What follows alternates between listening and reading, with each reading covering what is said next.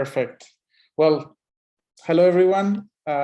Thank you for coming to this session. I'm Pablo Santaeufemia. I'm the co-founder and CEO of Bridge for Billions, and today we're going to have a session to talk more about different ways that entrepreneurship support organizations, ESOs, have to basically generate revenue today, understanding that many times the entrepreneurs that we support do not have enough funds to basically pay for the services that they're benefiting from, and equity doesn't pay the bills. So what are the different ways that we, as ESOs, we can use to generate revenue? And at the same time, I'm going to talk about how digitalization or digitalizing your different services can really be the strategy forward for your sustainable operations. So I'm going to share my screen and we can start. First, I just want to make sure that everyone can see my screen. Yep, perfect. So just to start, we're going to start first with a round of introductions. So I'll start first, but I want all of you to follow a structure, something like this. I'm going to post it in the chat. So something like, hi, I'm Pablo, speaking from Spain today. If I'm slightly red, it's because I'm a bit sunburned. I just came from the beach. I lead Bridge for Billions, and I'm coming to this session to share my almost 7 years of experience working with entrepreneurs at the incubation stage and with entrepreneurship support organizations, building more than 170 entrepreneurship programs. We can, since we're not many, we can maybe do it with voice, and that way it's more interactive. Who wants to, maybe let's do nominations. So I'm going to nominate, let's see, I'm going to nominate Elaine, since you came first. I knew that was coming. Okay, my name is Elaine Rasmussen. I'm located here in the Twin Cities, which is St. Paul, Minnesota in the US. And some of the most common ESO challenges, I think, as Pablo pointed out, is funding the revolution, right? Is particularly living in a state that is predominantly Caucasian, but knowing that the largest growing sector of entrepreneurs is Black and Brown people, we're out of whack as far as how services and resources and networks are delivered versus who is receiving them. And so we're really, particularly, we are addressing the missing, what we call the missing middle. So in our ecosystem, to use a baseball analogy, and I apologize for those of you who may not be familiar with baseball, but we have a lot of resources that get you from home plate to first base. And we've got a great startup community. If you have an idea on the back of an envelope or on a napkin, we have a lot of folks that can help you bring that idea to a minimally viable product, a proof of concept. And then on the other extreme, we have a lot of folks that can get you from third base to home plate. But what's missing is everything in between, getting from first to second and from second to third. So that's where we've chosen to build our community, is around sustainability, not only environmentally, but also financially in the growth of the business. Because what we find is there's a huge entrepreneur cliff. Once you get to about year 3 to year 5 of your business, the resources dry up. So we're trying to fill that space and getting an ecosystem to move beyond tech. So our new commissioner of our commissioner of economic development and employment came from Google. Him and his wife came from Google. So there's a lot of focus on tech. However, Black and Brown people are not in tech. So we're putting all these resources and all of these metrics around, developing entrepreneurs of color, particularly in the tech and medical device space, which is a big, huge thing in Twin Cities. We have like 3 or 4 Fortune 500 medical device related companies. Boston Scientific is based here. CHS is based here. But we don't have the pipeline to build these medical device companies led by people of color. We don't have STEM programs in our elementary schools, our middle schools, or our high schools. So where are these Black and brown tech founders supposed to come from?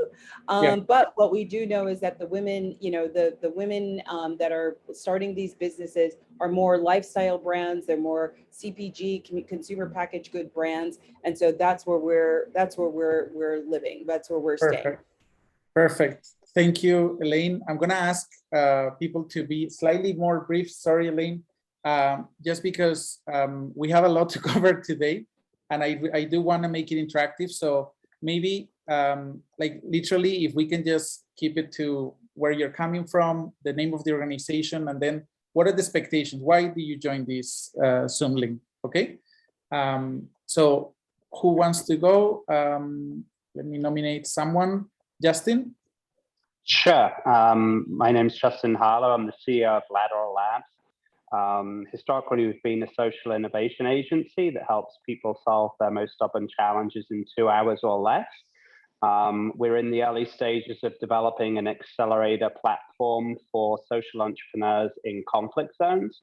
The main reason why I'm excited about this session is I've been a mentor on startup programs for years, some of the world's biggest.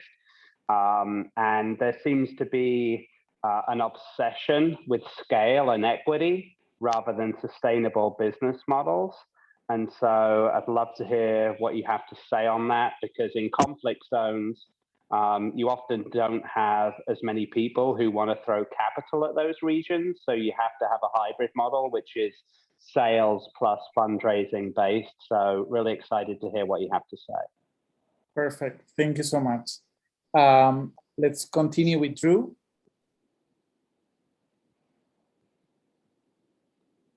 If not, I'll skip you, and maybe you can do it in writing for those that prefer to do it in writing.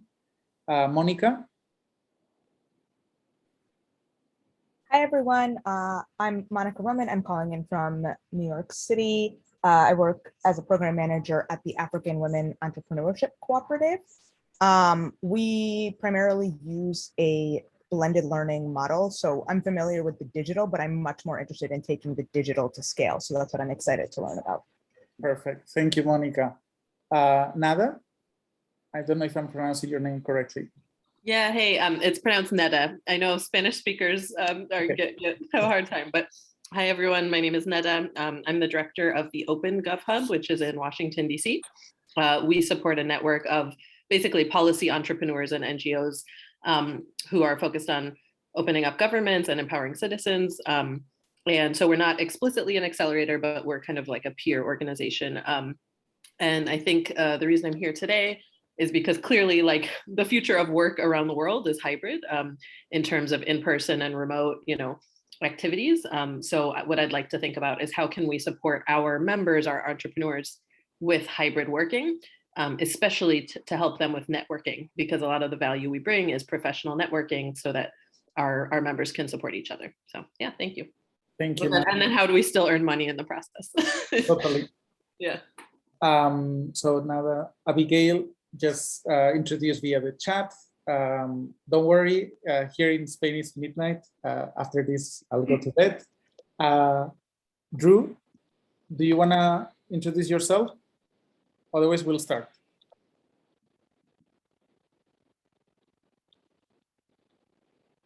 Okay, so just to first, tell you a bit about myself. So as I said, I am the co-founder and CEO of Bridge for Billions.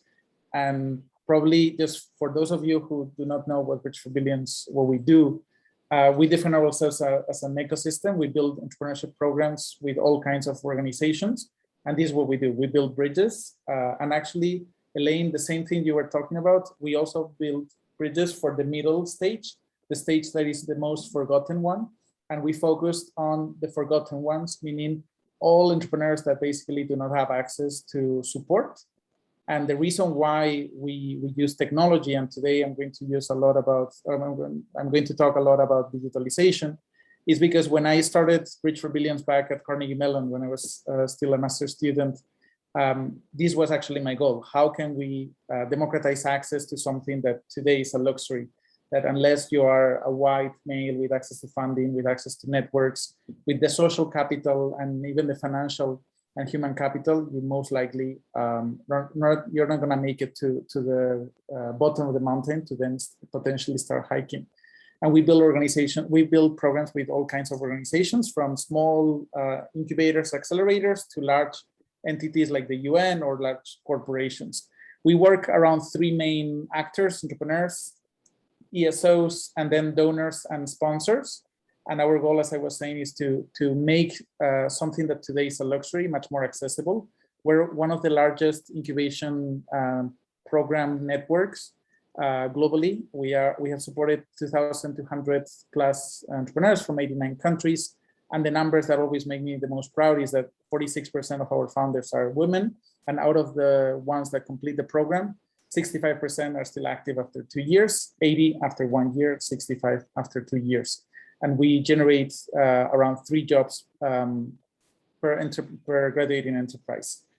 So today, what I'm going to talk about, I'm going to talk to you about what has been the journey for us to actually cover this stage, the incubation stage, as an organization that supports entrepreneurship support organizations, corporations, foundations, governments, and universities to build entrepreneurship programs. So I can tell you, we know very well a lot of the challenges that you face when you build an entrepreneurship program. We do it every day. We've built more than 170 programs from A to Z, from the design to the kickoff to the incubation journey, and then to the closing and the monitoring and evaluation. So what I'm going to start first is I'm going to already frame the real challenge that we've seen, and I want to know your opinion. So the chicken and egg problem that a lot of ESOs face is, if I want to support more entrepreneurs, I need more funding. Basically, my costs increase. A lot of research, and again, every program, every organization is different, but average cohort sizes, they tend to range between 10 and 20 teams, and then annual operating budgets. And this is a global figure. I know in the US, a lot of you are calling from the US. These numbers can be higher, but I just want to do maybe via the chat.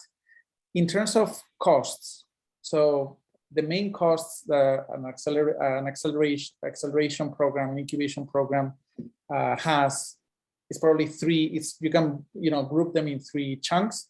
The space, the physical space. Most programs have a in-person component that can, if we think of our costs, can be 30 to 40%. Then you have all people fees, payroll, contractors.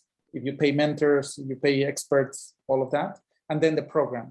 So basically, the money that you use to basically run the entrepreneurship program. So this is the part that you could say that the entrepreneurs are benefiting directly, and this does not include any funding. Okay, this does not include any seed capital, even if it's grants or whatever it is. So I just want to know, within the room, is this familiar? Are these numbers more or less? I just want to know, I know that in very different regions, these numbers can range, but I just want to know, is this more or less what you will identify with?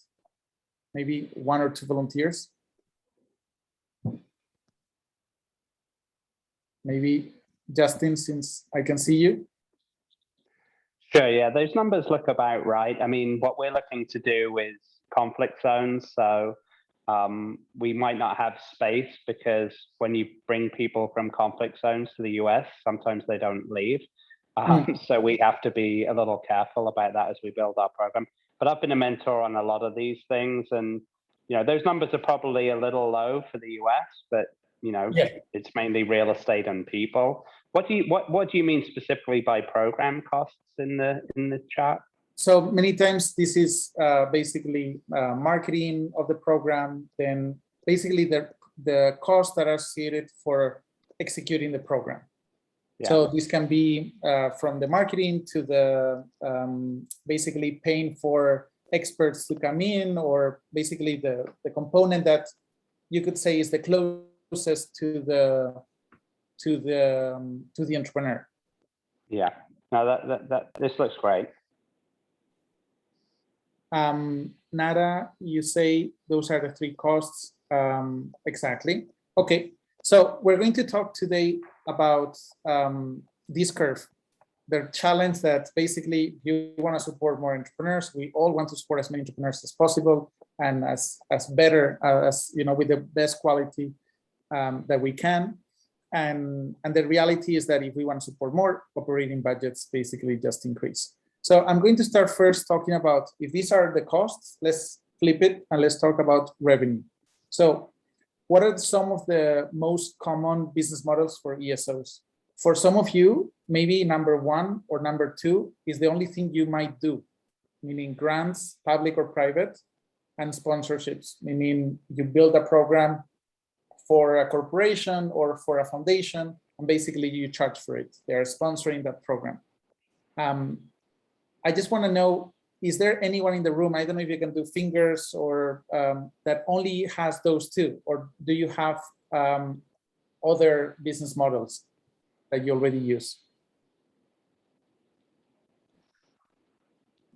Okay, I'm assuming everyone has another business model that you also use, which is probably either, so Abigail, you only use public and sponsorships. And this is quite common in not only Southeast Asia, also Elaine, not only in Southeast Asia, actually, in less developed ecosystems, a lot of the ESOs that we speak to, most of them are actually reliant on public or private grants and sponsorships, meaning that if they are not able to secure these funds, they basically cannot turn on the lights next year. And this basically puts a lot of pressure on the founders, on the business developers of the organization, that many times devote a lot of their energy, a lot of their efforts and time, especially, to actually secure these partnerships instead of many times doing what they do best, which is supporting entrepreneurs.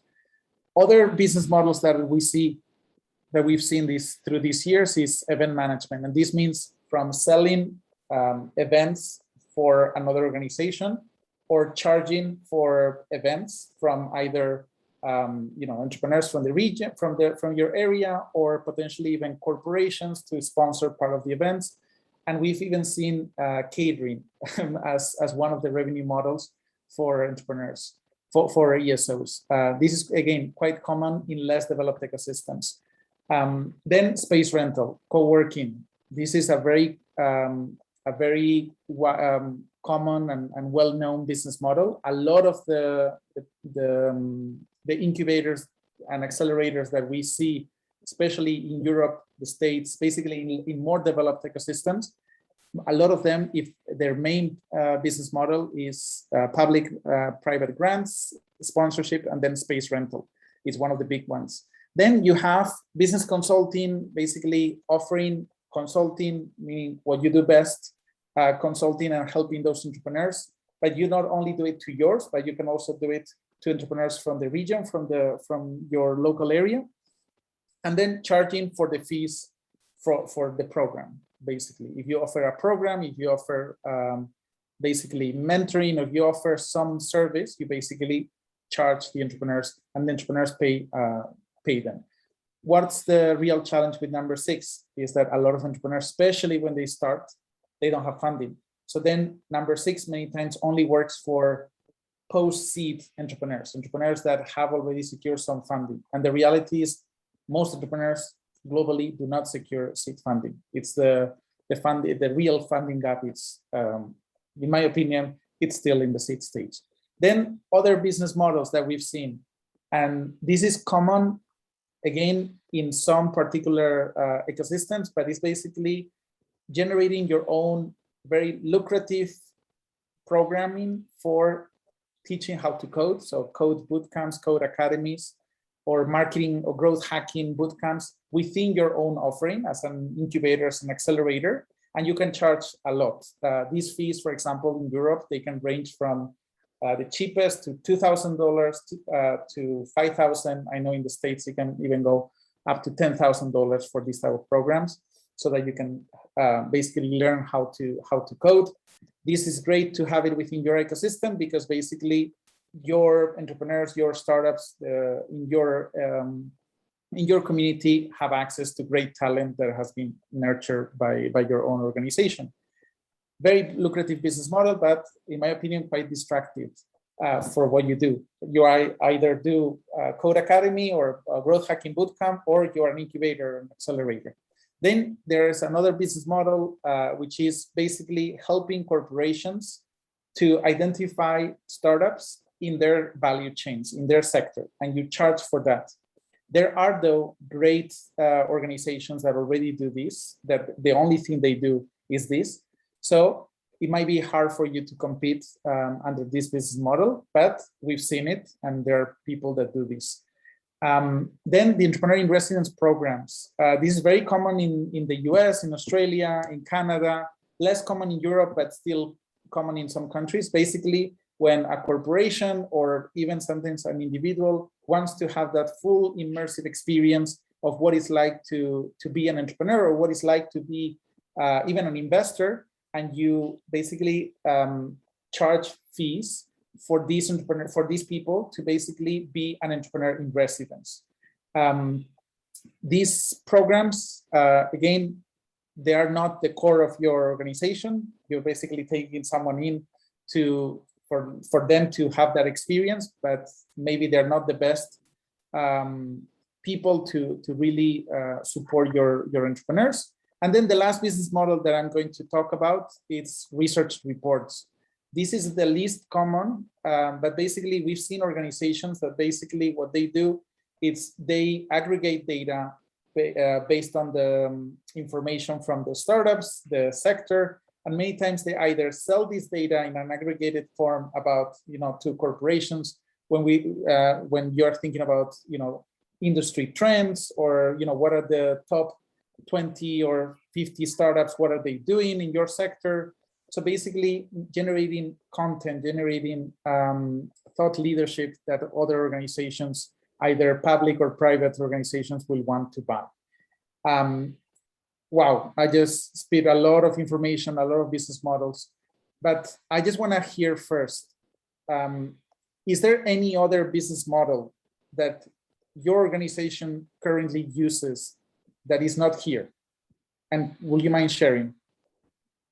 So this is Elaine. One of the things that we've done, and it's a little tied to what you're talking about, but a little bit different. There's two things. One, speaker fees. So as opposed to the speaker fees going to me individually, I put them back into the organization. And we actually, I do about 16 conferences a year, and about at least half of those are paid. So it's a nice little chunk of change.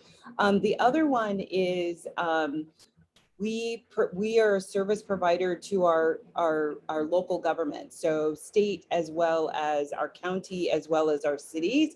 We're providing, because they obviously don't have the bandwidth, so we are a service provider in providing technical assistance to entrepreneurs in the community through government contracts. Okay, I put that one, Elaine, under grants. In some countries, even like public contracts are given as a grant, especially to nonprofits. But yes, I probably should put public contracts or private grants or public grants, 100%. Nada says that they're a bit similar to the Code Academies, and then exploring online courses. Okay, Elaine says the same thing. Perfect.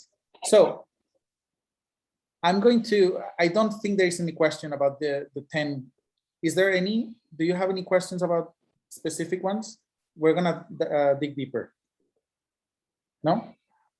Okay, so I'm just going to dig deeper from what do you need to basically use these to develop these business models? The first two, you need great fundraisers, business developers, okay? You can find them in many places, but definitely you need people that know how to bring money. For the next two, you need a great space, and this is already hard to find in some cities. You need a cool brand and really good hosts. Yes, I will make the presentation available. Then for the next, for business consulting and entrepreneur fees, you need entrepreneurship experts, but you are this. So basically, you already have this. Then for 7, I say a good strategic partner, because basically, if you are already equipped to offer a Code Academy or to offer a bootcamp, maybe you need to separate the businesses and have a for-profit organization that does this, that reinvests all the profits back into your incubator or accelerator. But basically, if not, you need someone else who does this, and you do some revenue sharing model here.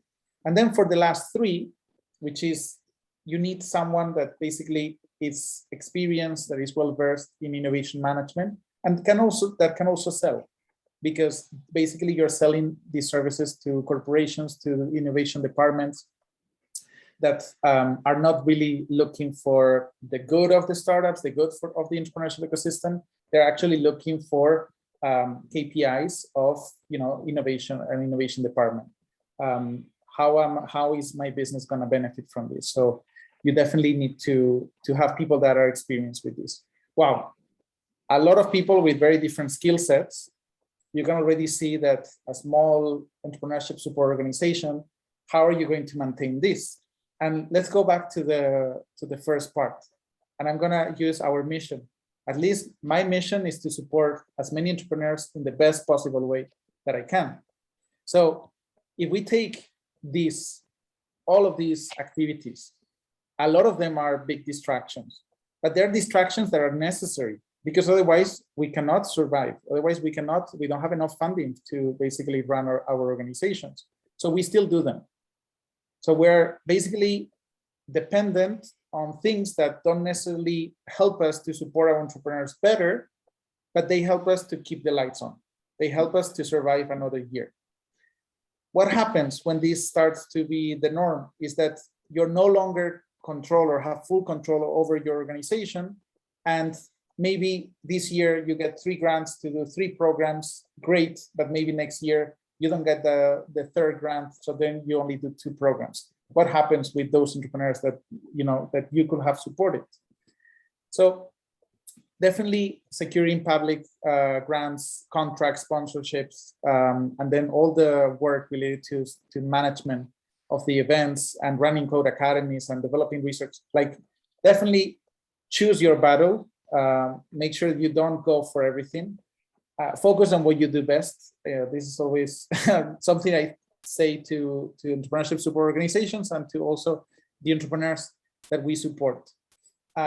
So this is just to explain that there are tons of ways, and probably many more ways, to generate revenue as an entrepreneurship support organization. But I just want to go back to the core, which is which of these activities help you increase your revenue by increasing more entrepreneurs, meaning you do more of what you do best, therefore you make more money.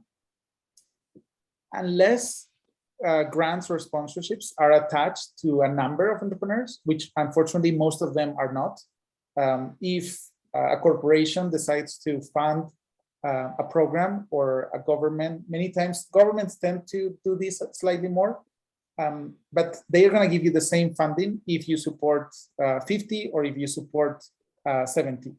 So most times what ESOs tend to do is they try to optimize and say, okay, I'm going to support slightly less entrepreneurs, so that way maybe I can even save some money for next year. Again, this goes against what we do best, which is support entrepreneurs. What is 100% aligned? Space rental, but this can already be a distraction, because basically you're selling space, and your goal as an entrepreneurship support organization is to support entrepreneurs. And then business consulting and entrepreneurship, like in fees that entrepreneurs pay. So my question is, and I'm just going to ask very quickly in the chat, around what percentage of your revenue you will say that 5 and 6 represent? Let's remove space fees. So around what percentage will you say you make money from charging the entrepreneurs, or charging consulting to, let's say, later stage businesses? So Elaine, you say 40 and 50%. Wow, Elaine, this is very high. This is great. Oh, because you also work with later stage. You said entrepreneurs that are 5 to. Monica, 15%. Nada, low, very low for us. Justin, maybe you can just say it. Abigail? We'll be 50, but well, we're anticipating there will be 50% business consulting, which will come from our existing business, and 50% high net worth individuals. Okay, perfect. I will have included basically family offices in private grants, but yes. Yeah, the word grant scares me because it takes a lot of time. Takes a lot of time, again, and it's very unreliable in some cases. If you have great connections, maybe not. It's great to actually focus very little energy into this. So the reality is that a lot of the ESOs globally, they cannot make money from 5 and 6 because entrepreneurs cannot pay for them. So then if the thing that you do the best, you cannot really charge for, then you're really only able to support to do 1 and 2. Again, you are dependent on on revenues from organizations that you do not have control over. So let's just do the game and think of how much money will you need to charge your entrepreneurs for your organization to basically maybe not break even just with this business model, but maybe cover 50% or 20% of your necessary revenues. If we do numbers, and this is the real challenge, is for most organizations, if you are supporting 10 entrepreneurs, 20 entrepreneurs per year, the numbers don't add up. Like, you will have to charge entrepreneurs a lot of money that they are not making, especially if you support early stage entrepreneurs. So today, for the rest of the time, I want to show you at least how we've done it, but basically, how can you hack this curve? How can you basically support more entrepreneurs without necessarily increasing your operating budget, but actually decreasing your operating budget? The answer for us was digitalization. For us, it was digitalization from day -100. Like, we, even before we started, we already thought of Bridge for Billions as a digital first organization. So here it's really it's not a, it's very simple math, but basically with digitalization, I can tell you that you can basically increase your revenue, decrease your costs, and therefore become either grant independent or at least more grant independent. I know for some organizations and in certain countries, this is already very difficult, but I just want to show you that if we do quick numbers, it is possible, and I can tell you this is based on real data that we have. So imagine that today you do 1 program a year or 2. Okay, let's say 2 programs a year for 30 entrepreneurs. Imagine you charge 150. For those of you in the US, you know this number is extremely low. The budgets are much higher. But let's say 150. You sell 2, you can get 2 sponsors to cover them, and you can generate 300,000. But what if you say, okay, what if I suddenly want to sell 5 programs? What's the real challenge? So let me ask Elaine or Abigail, if you want to generate 3 more programs in a year, what's your main bottleneck? What's the main challenge that you will have? Staffing. Staffing, exactly. So you will basically have to basically spend a lot of money in staff, train them, hire them, train them, with the possibility of basically not working. So a lot of risks for something that you are going to have to work even harder because you're going to need to get 3 more sponsors. Basically, it's a no-no situation. Monica, you say program development, the startup costs. Exactly. You are also even saying, imagine that you have to develop a new program already, because these 3 programs, you just don't want to do cookie cutter and do the same thing for 3 times. That's already even more costs.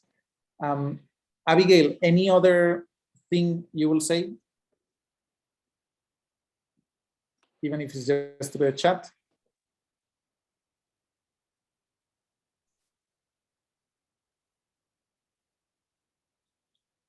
Yes, is the available funding. Okay, so this is the reality. But what if I tell you that there is a way to build 7 programs and you actually could do them for much less, and you could even sell them to sponsors for much less? So sponsors, if you go for a sponsor, especially small sponsors, like as you were saying, like high net worth individuals or small foundations, if you go to them and say, can I have a check of 50,000? It's much more digestible than going for a $300 check, $300,000 check. So it is possible, and basically generating more programs can help you generate more revenue, but then I can tell you that you can do it without increasing your costs. And I'm going to tell you in a second, at least how we do it. So these programs. Then let's go to entrepreneurs. What if you want to charge entrepreneurs and you want to generate $100,000 in revenue? So Abigail, your entrepreneurs probably cannot pay the $1,000 or $2,000 that a lot of entrepreneurs in the States with, in a payment plan of 3 to 5 months, they could potentially afford such a thing. So the reality is, if you want to survive via entrepreneurs, if you want to generate 100,000 via entrepreneurs, you will have to support many, many entrepreneurs. It is possible through online solutions like we're going to talk about, but it is much harder. This model works really well in more developed ecosystems, basically in countries where the income per capita is higher and numbers do work better. In the US, I know a few organizations that do charge entrepreneurs even up to $5,000 within the spectrum of even a year or 2 years, and it does work. I just want to say, and I want to share this formula that we even use with our partners, which is, this is the money that you charge to the entrepreneur, but you don't have to charge them all upfront. We actually even recommend charging before, small percentage, maybe like 10%, 10, 15%. And then you charge 90% after the program, but not right after the program, maybe 6 months, a year after the program. You have to be patient, and you have to be willing to have entrepreneurs that do not pay. So then my recommendation is charge slightly more. Just do the math to make sure that you have enough to basically recover your costs. But this model does work. Entrepreneurs are grateful, especially if your program is good, if your program is adding value, they will have no problem paying what it was worth.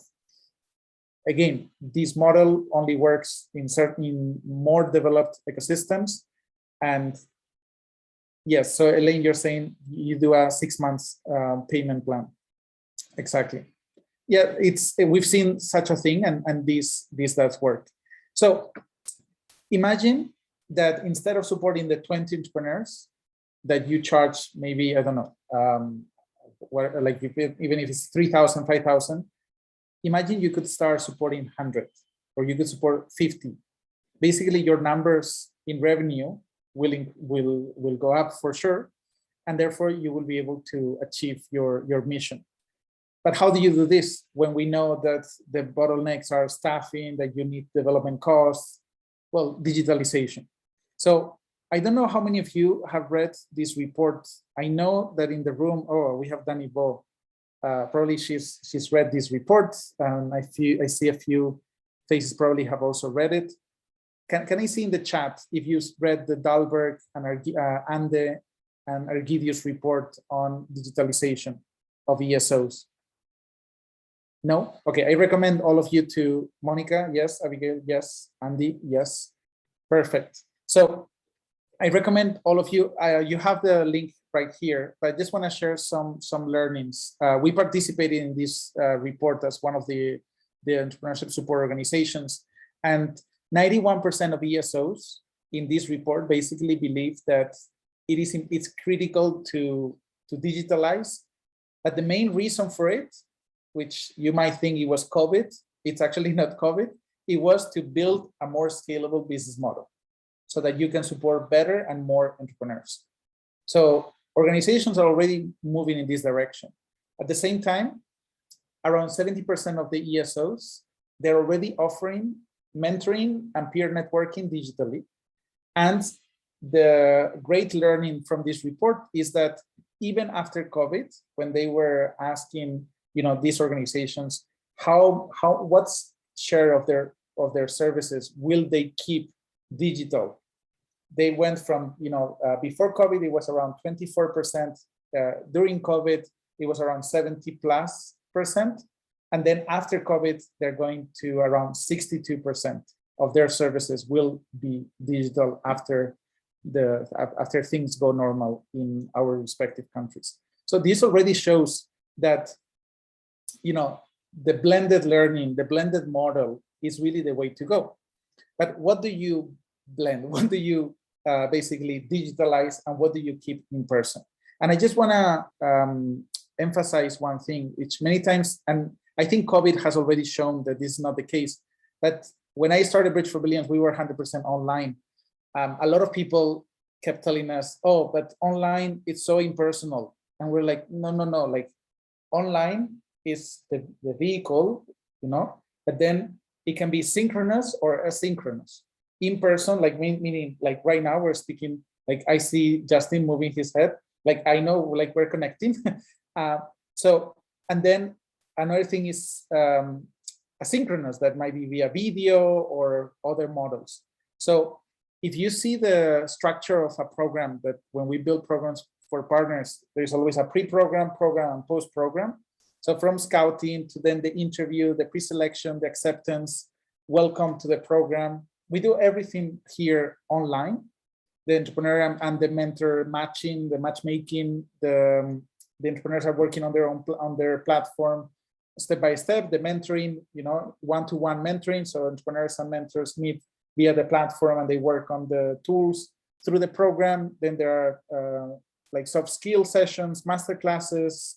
There is a community where there is networking, and then there are community events.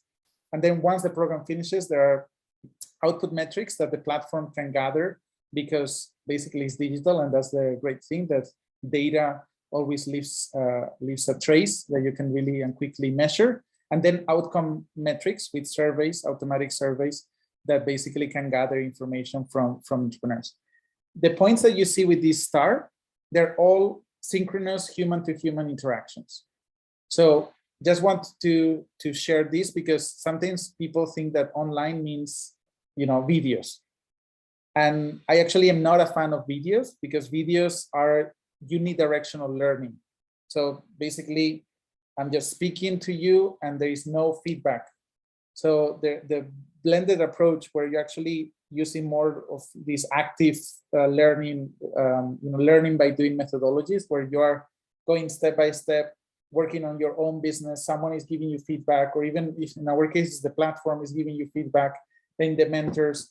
This is actually how entrepreneurs learn.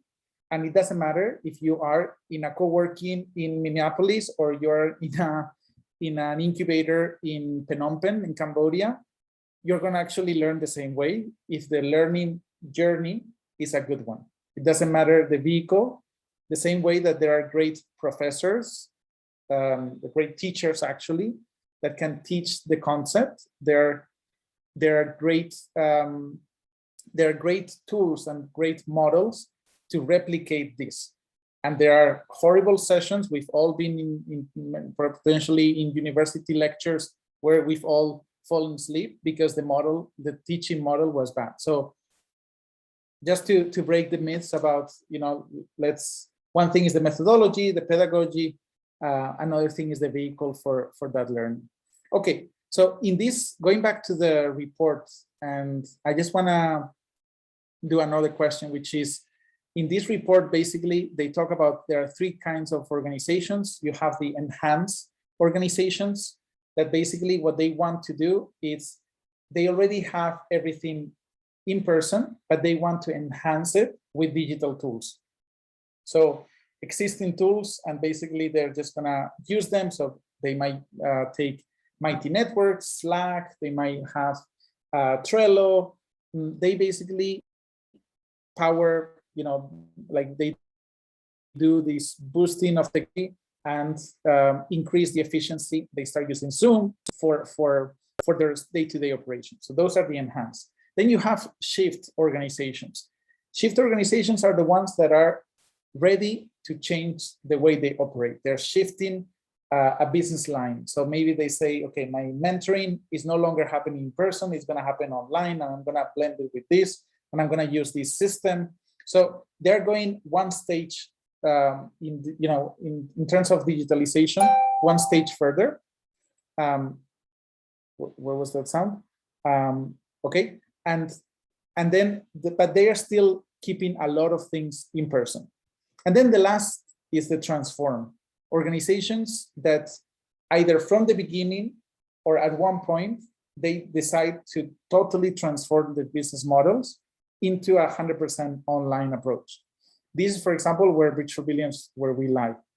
And the way to take this approach and go, if you decide to be an enhanced organization or a shift organization, or actually decide I'm going to transform my entire organization, the things that you need to consider are, and I'm blocking it into two groups. It's either basically thinking from the beneficiary point of view. Are my beneficiary ready for online? Do they have the digital, like the digital literacy necessary for basically running my program, for accessing my program? What are the things that right now you do offline that are truly necessary? And can you substitute some of those things with, once again, remote but synchronous facilitation? And which services you say, no, this is impossible to go online. So this is first the questions you need to think about. And then when you think from the organization's point of view, my recommendation is to think of what are the bottlenecks that you right now face. Is it at the selection? Or is it at the matching between entrepreneurs and mentors? Or is the monitoring of those entrepreneurs, mentors, and training sessions, managing all of that? Think of what are the things that basically take a lot of the time from you that are not anything than just managing, project management. So think of those bottlenecks, and then think of the capacity that you have. Do you have the technical talent? And what are the tools that you currently use or that are already in the market that you could potentially start using? And once you answer a lot of these questions, which I'm already, I'm aware of the time, so I'm just gonna slightly speed up because I wanna make sure we have time for questions. But basically this 4-step process, and I'm gonna show you the Bridge for Billions model, like the way we did it. First is mapping your customer journey today. How are your entrepreneurs, your mentors, basically all the users interacting with you today? In the case of Bridge for Billions, we didn't exist. So we started looking and doing research on incubators and accelerators globally, how they were doing. I actually even myself went through an incubator and 2 acceleration programs, and I've experienced a lot of those bottlenecks. Then design the customer journey for the future. So in this case for us was, okay, what are the bottlenecks that we see? How can we remove those bottlenecks by using technology? And we started building an MVP using Google Drive, WhatsApp, and many existing tools. And we tested this prototype to feel the pains of using these digital tools. For us, it was Google Drive. I put all the learning journey, and the entrepreneurs were working on it, literally, as you can see here on a Google Drive. Entrepreneurs and mentors could interact, they could leave comments. A lot of this experience is actually what nurtured what is today the Bridge for Billions platform, because after a few iterations, we launched our first platform, then second, and we're already on our 3rd version, where we offer the whole package. It's been six and a half years. So we have the full version with the methodology inside, the tools, a lot of data visualization, monitoring power. So all of this work took a lot of years for us to be able to build all of this. We have a team of right now 7 engineers, product professionals. So we are a digital first, very product oriented organization. But maybe you don't want to go this path, and maybe you want to end up being a shift or an enhanced organization. And the model that you choose, it really depends, once again, on what type of organization you want to be. But always think of, and in my opinion, first think from the outside, think from the entrepreneur's point of view. And depending on your ecosystem, you're gonna have to choose one model or the other, because you know that maybe some of these business models might not be applicable to you. So then will my governments or the corporations in my region will be willing to pay the same for this online, fully online program? Maybe not. So then blend it, make something combined. So remove a lot of the costs and a lot of the management power, but going online that part, maybe move into a shift organization. Or do you want to become a fully independent organization? Maybe transform is your model. Or you just want to slightly improve the way you work today, then maybe an enhanced situation might be better for you.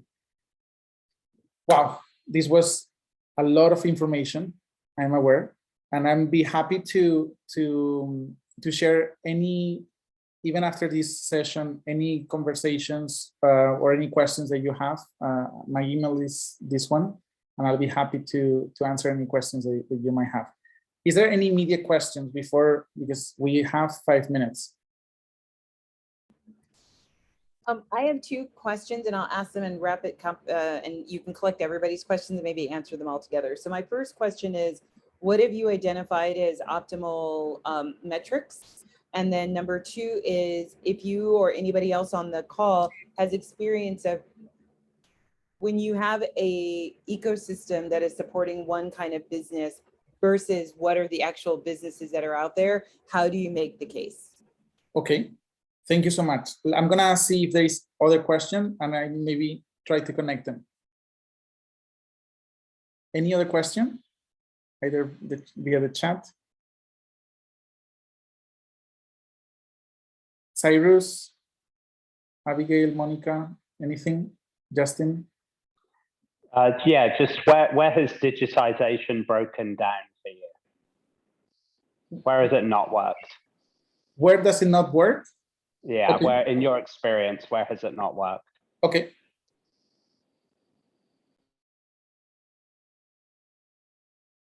Okay, so I'm going to start with Nada's question and then connect with Justin, and then Elaine, yours last. So what have we learned about optimizing peer connection and support in a digital way? I think that what we've all learned it really fast during COVID. So that it's exhausting, but that it works if it's facilitated well. So which is why online facilitation is a new skill set that 2 years ago we didn't really think about that. But there are people that are great at online facilitation, and there are processes and tools that can really help you with that. Then this already solves the problem of bottleneck for space, bottleneck for maybe offering a one-to-one approach instead of like needing one person for every 5 entrepreneurial teams. Maybe you can have one person for every 50 entrepreneurial teams, so you can support many more. And there are great tools that can help you to do that. The model that we have in Bridge for Billions, for example, one program manager in Bridge can manage at the same time with the exact level of quality that other competitors, 5 programs at once, one person. What we see many times is that 2 program managers of sometimes other organizations manage one program. So we're in between around 10 times more cost effective without needing to remove any quality of what we do. So what are the things that we've learned? Purpose. Purpose is the best way to actually generate stronger connections. And you can, again, with strong online facilitation, you can do better connection between people, especially entrepreneurs, mentors, or entrepreneurs based on purpose. So facilitating, planning before, not just letting serendipity occur. Like there is a lot of things that you can do as a program manager to ensure that digital only enhances but does not subtract from that human interaction. Going to Justin's question, what can you not digitalize? Again, digitalization is not turning things into videos, which we've seen a lot of that during COVID. Digitalization is just using the online channel as a way to basically offer your services. What does not work? The human-to-human interaction. And that's the part where we say, try to, if you do even a global program that is 100% online, and it's impossible, try to have local hubs. So for us, after 6 years of 100% online, we're going offline by generating local communities where entrepreneurs, mentors from Madrid, from New York, from Kyoto, they can meet and actually host in-person sessions, because there is something, about human-to-human touch that you cannot supplement. That's the thing that I don't think you can supplement, but that's why blended approaches really work well. Elaine, your questions was about, can you remind me? Sure, 2 metrics, and then how do you bring the ecosystem to align its resources with actually the businesses that are there? So this is a real, I'll start with the last one. It really depends on what you're good at and what the business model that really maintains you is for. Maybe your organization might be better suited to support, later stage entrepreneurs that are more mature, that can pay. I mean, you said 40 to 50% of your funding comes from these fees. So you have to keep that. But a lot of organizations do not have the dual focus. They're only focused on very early stage or later stage. The fact that you have the two, and probably some of them are more cohort based and some of them are coming from the outside, will definitely generate, it's like 2 organizations within one. I think that always focus generates perfection, but is there a way to balance? Well, if you can really generate a community around these 2 models so that they're synergic instead of just basically 2 models side by side. But probably, I don't know, I will have to think a bit more what will be the best ways. Follow up offline, but my question was more of our focus in our ecosystem is in tech. They say they want more people of color, but that's not where people of color are. That's not where their businesses are. So in my ecosystem building, okay. Build that bridge. Okay, yes. So design your journey for the people that you have in front. So and don't try to fit anything. Like I hate when people say, I want to become the Silicon Valley of. No, like try to do what you're good at and try to ensure that the programming that you're offering is designed for those type of entrepreneurs. Like you can do a lot of cookie cutter models for a lot of the processes, but you need to add a lot of layers. And then the last question about metrics, Elaine, and we're gonna break, so sorry for taking 3 minutes. It's the metrics for digitalization or the metrics for ESOs? For ESOs. Yeah. So for us, the metrics that are the most important is actually, in our opinion, it's job creation, survival rate. And this is something that I have to say is quite sad, because if you look at incubators, accelerators around the world, they do not measure this thing. And I think it's the way that we should be measuring if our business development services are actually generating active businesses. If we're only generating potential unicorns that, sometimes as a joke, I say that they just do the Thanksgiving diet of, trying to basically you put the turkey as much food as possible, so that eventually someone is going to eat it. I don't like that diet. I prefer to have more of a organic farm, wild range approach, where we're actually launching viable businesses that solve the problems of billions of people, of all kinds of people, not just white males, Ivy League trained Silicon Valley residents, which it's a lot of the rhetoric around the entrepreneurship world is in this area. Yes, so burnout risk, work-life balance, many other metrics of self-fulfillment, how aligned are you with your purpose? A lot of those metrics are also very important. We also measure, P&Ls, how do you raise funding, like a lot of different metrics, of course, but we could potentially have another session only about metrics. Thank you so much. It's 1:05. It's 4:05. You guys probably have another session. It was really a pleasure to chat with you today. Sorry if I'm slightly tired or anything. It's just 1 a.m. here in Madrid. You have my contact information. I'm here if you need anything. My goal as a founder is to support entrepreneurs. 6 years ago, I realized that I couldn't do it alone. And this is why I build programs with others, because I'm a good architect, but I need great builders. So thanks so much, Pablo. This was awesome. Really appreciate your time. thank you so much. Same Have a here. good day. Thank you. Bye.